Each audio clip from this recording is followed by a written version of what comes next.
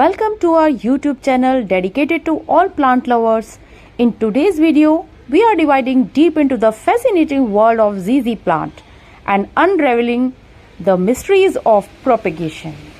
Whether you are a beginner or a seasoned gardener, this A to Z guide will equip you with all the knowledge you need to successfully propagate your ZZ plant.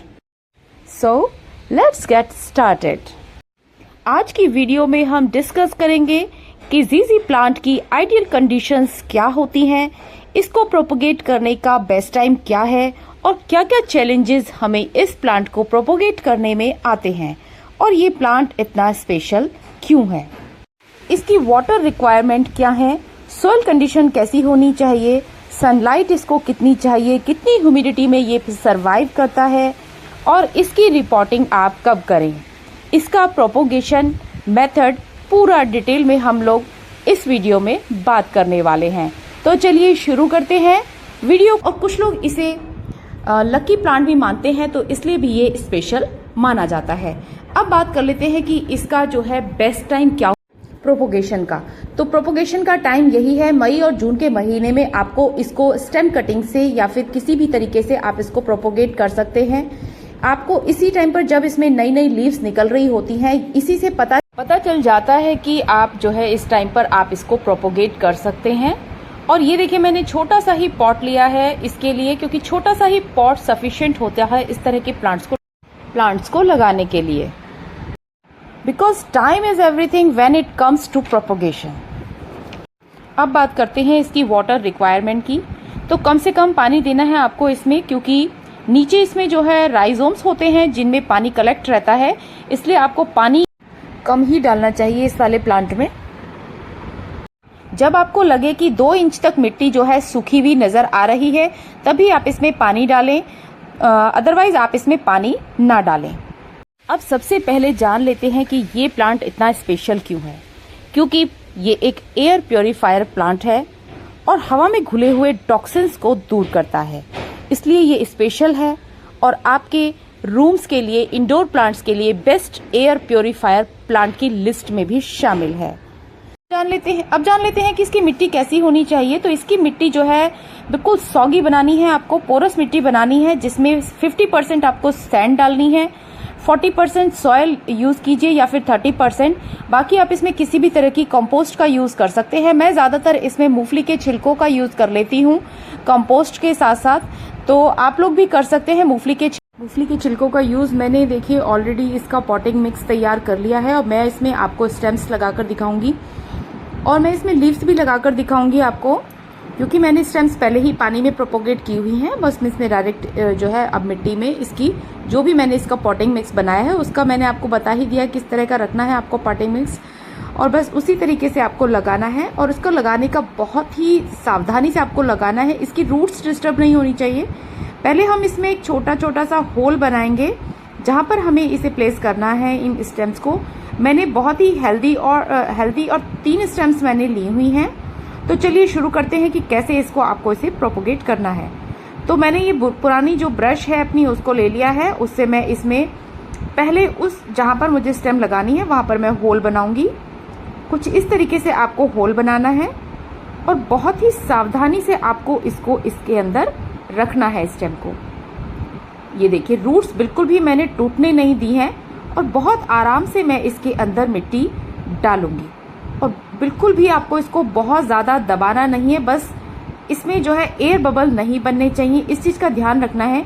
मिट्टी को बिल्कुल समतल कर देना है इसके आसपास की, जिससे कि हवा अब अंदर ना जाए। इसी तरीके से मैं तीनों स्टेम्स को लगाने वाली हूँ। ये देखिए, बहुत अच्छे से मैंने इसमें होल बना लिया है। अब बात करते हैं इसकी रिपोर्टिंग की। तो रिपोर्टिंग की इसको बहुत जल्दी जरूरत नहीं पड़ती है। रिपोर्टिंग आप तभी करें जब ये बहुत ज्यादा रूट बॉन्ड हो गया हो, या फिर गमला पूरा का पूरा प्लांट से बुरी तरीके से भर गया हो, या फिर नीचे से आपको रूट्स निकली हुई दिखाई दे रही हो, क्योंकि इसका स्लो ग्रोइंग प्रोसीजर होता है। जब तक आपको इसमें ये नई ग्रोथ करता हुआ नजर आ रहा है, तब तक आपको इसकी रिपोर्टिंग नहीं करनी चाहिए। अगर आपका पौधा ऑलरेडी इंडोर ही रखा हुआ है, तो महीने में एक बार 1 हफ्ते के लिए आप उसको बाहर की हवा जरूर लगाएं। अब बात करते हैं कि इसको एटमॉस्फेयर कैसा चाहिए। तो गाइज ये बिल्कुल ह्यूमन बीइंग की तरह ही होता है, ना इसे बहुत ज़्यादा सर्दी पसंद है ना बहुत ज़्यादा गर्मी, जैसे कि एक ह्यूमन नेचर होती है। ये बिल्कुल नॉर्मल से वातावरण में ही ज़्यादा खुश रहता है, तो आप इसको ऐसा ही एटमॉस्फेयर प्रदान करें। अब बात करते हैं इसके प्रोपोगेशन मेथड की। तो इसको आपको प्रोपोगेट कैसे करना है, तो इसको 3 तरीके से आप प्रोपोगेट कर सकते हैं। सबसे पहला तरीका होता है रूट डिवीजन। वो आप जब ही करें जब आप अपने प्लांट की जो है रीपॉटिंग कर रहे हों।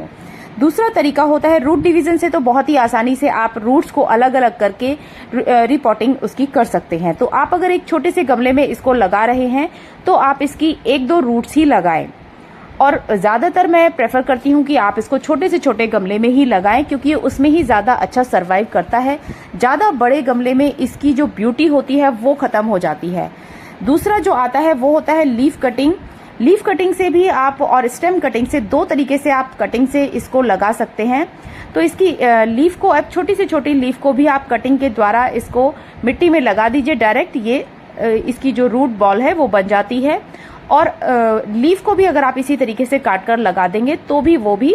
और लेकिन एक चीज़ का ध्यान आपको रखना होगा कि लीफ जो है वो।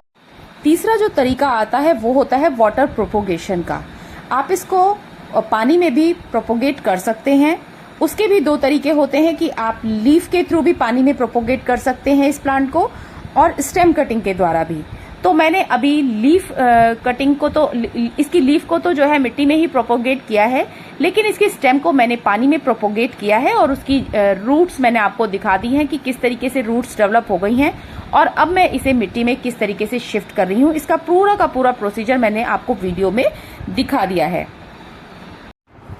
ये देखिए, अब मैं लीव्स भी जो है, जो बिल्कुल हेल्दी लीव्स हैं, उनको भी मैं प्रोपोगेट कर रही हूँ इसी प्लांटर में छोटे से, क्योंकि इसमें 3 ही स्टेम्स हैं और इसके बराबर से अगर कोई नया प्लांट निकलेगा तो वो भी चल जाएगा, और लीव से जो है नए प्लांट्स जो बनेंगे वो भी, इससे पूरा गमला जो है वो भर जाएगा और बहुत ही सुंदर लगेगा। और ये जो मेरा पुराना प्लांटर है जिसमें से मैं ये लीव्स निकाल रही हूँ वो, और बहुत ही हेल्दी लीव्स मैंने निकाली है। ये भी, इसको भी 2 साल हो गए हैं और इसमें से मैं निकालती रहती हूँ स्टेम्स वगैरह और नए नए प्लांट्स बनाती रहती हूँ।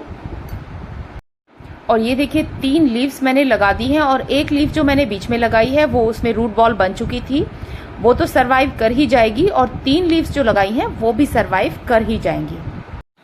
इसकी लीव्स को आपको time to time spray bottle की मदद से क्लीन करते रहना चाहिए।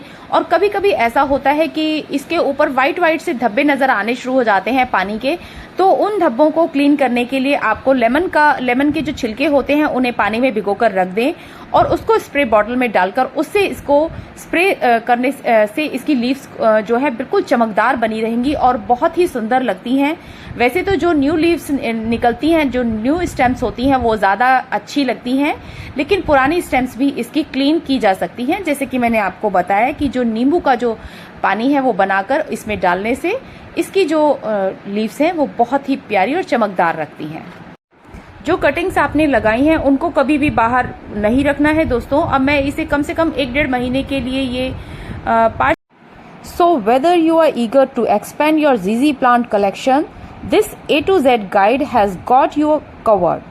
Join us and unlock the secrets of ZZ plant propagation, turning your love for plants into a flourishing green sanctuary.